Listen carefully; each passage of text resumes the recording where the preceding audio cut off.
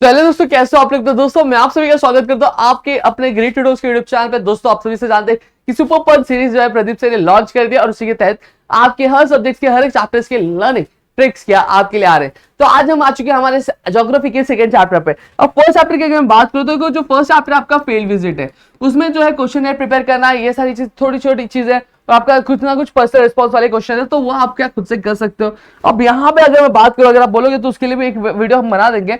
अब यहाँ पे अगर मैं बात करूं तो हम आ चुके हैं हमारे सेकंड चैप्टर पे जो आपका लोकेशन एंड एक्सटेंट। इसमें जो आपकी 3 ब्रीफ्स है, टेक्सचुअल जो है 3 ब्रीफ है और 3 ब्रीफ हम क्या आज लर्न करेंगे इसी लेक्चर में, ठीक है। और पहला क्वेश्चन जो है how Brazil and India are different in the terms of location. तो यहाँ पे आपको लर्न कैसे करोगे, एचडी और सीडी से। किससे लर्न करोगे, एचडी और सीडी से। एच से क्या याद रखना है, एच से हेमिस्फीयर याद रखना है और एच से हेमिस्फीयर का क्या डायरेक्शन, ठीक है। पहला पॉइंट आएगा हेमिस्फीयर, कौन से हेमिस्फीयर में लाई करते हैं दोनों, और फिर बाद में आते हैं हेमिस्फीयर के कौन से डायरेक्शन में लाई करते हैं, ये आपका दूसरा पॉइंट आएगा, ठीक है। फिर तीसरा क्या आएगा, सीडी, कौन से कॉन्टिनेंट में लाई करते हैं। फिर उसके बाद क्या आएगा चौथा, कौन से कॉन्टिनेंट के डायरेक्शन में लाई करते हैं, ये देखेंगे। अब यहाँ पे अगर मैं बात करूं तो देखो,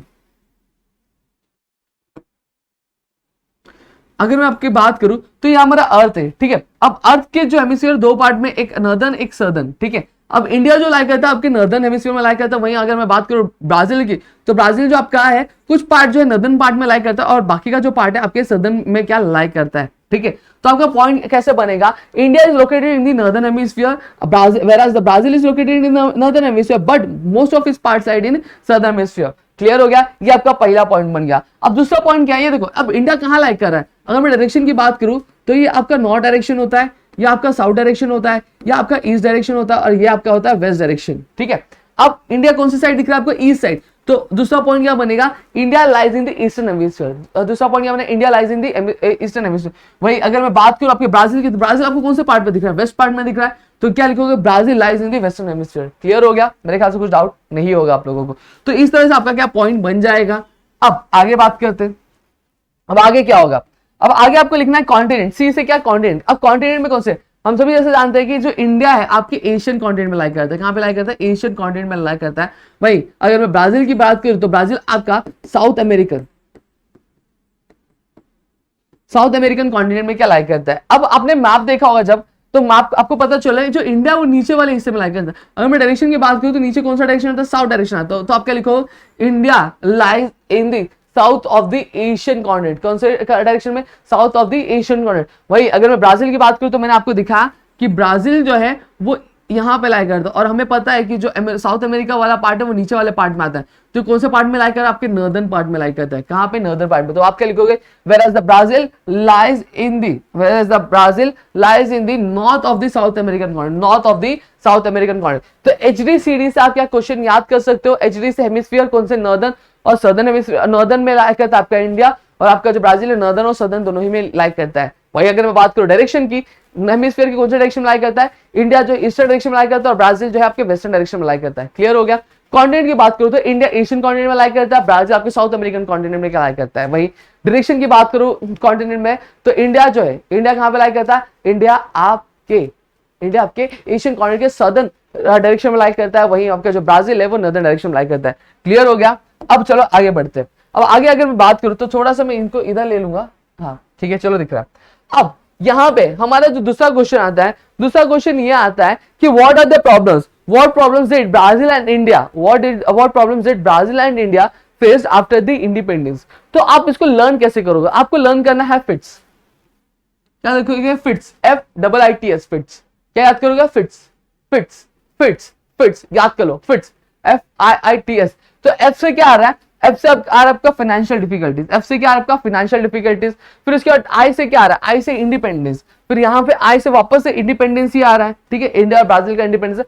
फिर टी से क्या आ रहा है, 3 वॉर्स। टी से क्या आ रहा है, 3 वॉर्स। एस से आ रहा है शॉर्टेज। तो सबसे पहली चीज क्या लिखना है, आई से क्या, इंडिपेंडेंस। इंडिया को आजादी कभी मिली थी, इंडिया गॉट इट्स इंडिपेंडेंस इन 1947, ठीक है। अब उससे पहले वो क्या कर रहा था, उससे पहले वो किसके रूल के अंदर था, ब्रिटिश रूल के अंदर था। तो वही लिखना है, India was under the British rule. कब तक के लिए, आपके 1.5 सेंचुरी, 1.5 साल के लिए क्या था, आपके ब्रिटिश के रूल के अंदर था। ये आपका पहला पॉइंट बन गया। दूसरा पॉइंट क्या आएगा, India got its independence in the year 1947। ठीक है, तो इंडिपेंडेंस वाले पॉइंट से ये याद रखना। अब इंडिया ने क्या प्रॉब्लम फेस किए, फिर आपको याद रखना 3 Wars in the initial years. In the initial years मतलब क्या हो गया, शुरुआती दौर में इंडिया ने क्या 3 वॉर्स लड़े थे, क्या लड़े थे, 3 वॉर्स क्या लड़े थे जब उन्हें आजादी मिली थी। तो और इसका तो क्या था, एक एडवर्स इफेक्ट था इकोनॉमी ऑफ इंडिया पे, क्या एडवर्स इफेक्ट था। पहला पॉइंट क्या बनेगा, India was under the rule of British for 1.5 century, ठीक है, पहला point. India got its independence in the year 1947, ठीक है। फिर उसके बाद in the initial days, in the initial days after the independence, India fought 3 wars, India fought 3 wars, ये आपका तीसरा पॉइंट बनेगा। चौथा पॉइंट क्या बनेगा, चौथा पॉइंट ये बनेगा, this was had an adverse effect on the economy of India. Clear हो गया। अब दूसरा पॉइंट क्या आएगा आपका, shortage in the post independence period. Shortage किस चीज का, फूड का। In the post independence period India face severe shortage of food grains which resulted in the famines in the several parts of the nation of the country, या फिर nation लिख सकते हो आप लोग, ठीक क्लियर है। पहला पॉइंट क्या देखा हमने, पहला पॉइंट ये देखा कि इंडिया किसके रूल के अंदर था, ब्रिटिश रूल के, कितने साल तक था, 1.5 सेंचुरी के लिए था। फिर दूसरा पॉइंट हमने क्या देखा, दूसरा पॉइंट हमने ये देखा इंडिया को जो इंडिपेंडेंस कभी मिली 1947 में मिली, ठीक है। अब इंडिया जब इनिशियल डेज थे आजादी के बाद, तो उसने क्या 3 लड़ाइयां लड़ी थी, क्या 3 लड़ाइयां लड़ी थी। फिर उसके बाद अगर मैं बात करूं तो उसके बाद जो वॉर था उसका एक एडवर्स इफेक्ट था इंडिया की इकोनॉमी पे।